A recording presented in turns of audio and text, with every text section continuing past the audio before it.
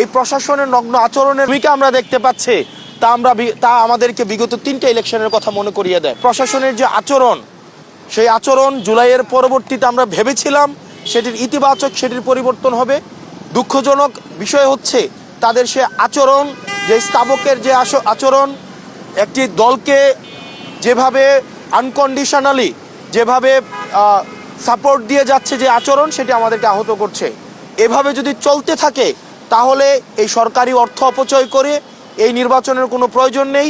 গণতন্ত্রের জন্য যেই লড়াই সংগ্রাম হয়েছে দীর্ঘ 17 বছর, বিএনপির নেতাকর্মীরা যেভাবে রাস্তায় নির্যাতিত হয়েছে, নিপীড়িত হয়েছে, এই প্রশাসনের নগ্ন আচরণকে যদি বিএনপি এন্টারটেইন করে তাহলে এই 17 বছরে যারা ইলিয়াস আলী থেকে শুরু করে যারা গুম হয়েছে, আজকের আমাদের শহীদ ওসমান হাদি পর্যন্ত যারা শহীদ হয়েছে, তাদের রক্তের প্রতি সেটি হচ্ছে অপমান করা হবে। সেজন্য বিএনপিকে গণতন্ত্র যদি রক্ষা করতে হয় তাহলে এই প্রশাসনের নগ্ন আচরণের তাদেরকেও প্রতিবাদ জানাতে হবে।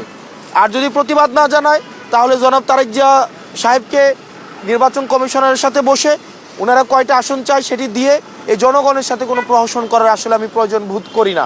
ডিসিরা, এসপিরা নগ্নভাবে এই নির্বাচনে হস্তক্ষেপ করছে।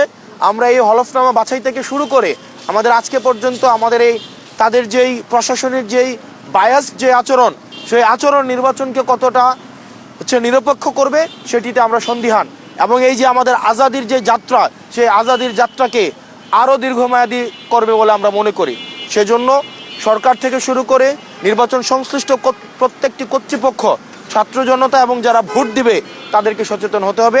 এবং আমরা নিশ্চিত করতে চাই আমাদের রক্ত যাক, আমাদের এই আজাদির সিলসিলা অব্যাহত থাকুক, এবং আমাদের যদি আরও জীবন দিতে হয় আমরা সেটির জন্য প্রস্তুত। কিন্তু আজাদি, চূড়ান্ত আজাদি না হওয়া পর্যন্ত এই আমাদের লড়াই অব্যাহত থাকবে।